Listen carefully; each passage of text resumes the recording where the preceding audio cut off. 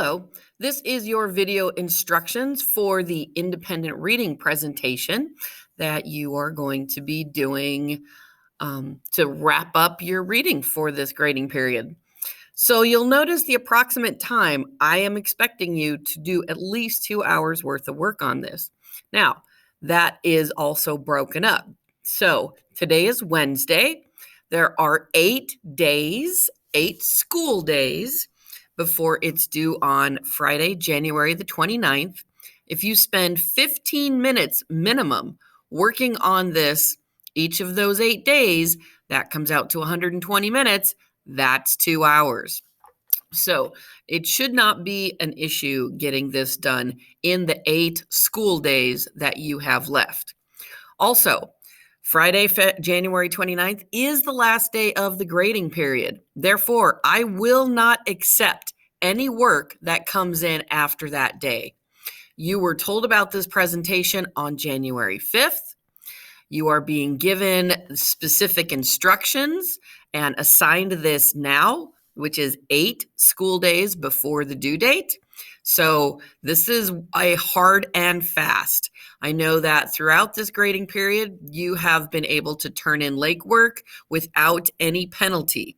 This is not that. This must be done by the 29th, or it will be a 0 in the grade book. So you've had plenty of time to do it. Get on it. All right. So first thing you're going to do is hopefully you have chosen an option, because when I shared with you on January the 5th, this document, I talked about the 4 options that you have. I talked about the learning target. If you don't remember that, go back to, I believe it's module 6, Tuesday's assignment. That should be January the 5th, and you'll see the video I've created. You'll see everything there. What you need to include in your presentation is listed for you right there. These last 3, impact on the reader, writer's craft, and difficulties with reading, all of that goes to these essential questions, which are the same 3 questions you have been asked on all 3 of your reading reflections. So you should have that information already. So you're going to add your chosen presentation. How do you do that? You're going to see a button that said, or actually yours will be over here. It'll show your work, and then it'll be a button underneath that'll say add or create. You want to click add, and then you will add, if it's a video, you'll add your video or the link to the video. If it's Google Slides with a voiceover, you'll do that. Okay. Now, underneath this, let me save this and show you.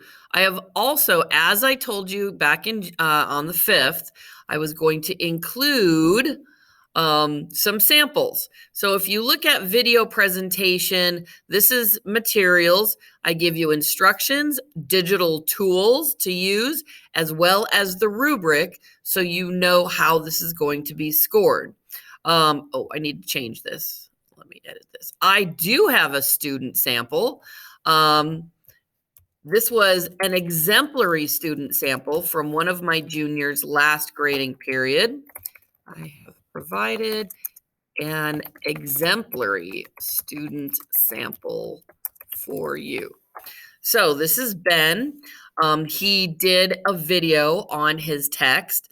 And you'll see with the juniors, I actually gave them something a little more complex. They had to talk about themes and other things like that, but they still had to answer the same 3 questions. So take a look at his example here. And then this is a video tutorial of me walking students through how to do this. All right. If you decide you want to do an infographic, so these are the instructions along with some websites that I suggest. Canva is my favorite because for me, it's the easiest to use. I have a student sample. Now I am going to tell you this student sample is from a few years ago. And it was about a whole class novel that we did, not independent reading, but it's still a novel, still a book. So you can watch this student sample, and then I give a video tutorial down below as well. If you want to do a digital presentation, so that's like a Google Slides, I've got instructions here. This is a video of me walking you through the instructions. This is another exemplary student sample from last grading period. This is from Kira, and I think this is an excellent example of what a presentation with slides. She did not do a Google Slides. She did WeVideo and used a different resource, but it's still, she covers everything. She speaks very clearly. It flows well. So check out that example. Finally, you can do a podcast. So I give you some podcast instructions, digital tools and rubric. This is the video of me walking through the assignment. This is an example that I got from a student 2 years ago. I was like, was it last year or 2 years ago? One of the students was in my class. The other two were not. They were friends of his, but they agreed to do the podcast with him. And it's them talking about their experiences reading a novel. They all read the same book, and then they're talking about it. Now, he did not have the same parameters as you. He didn't have the same essential questions, but it's just an example for you of what a podcast could sound like.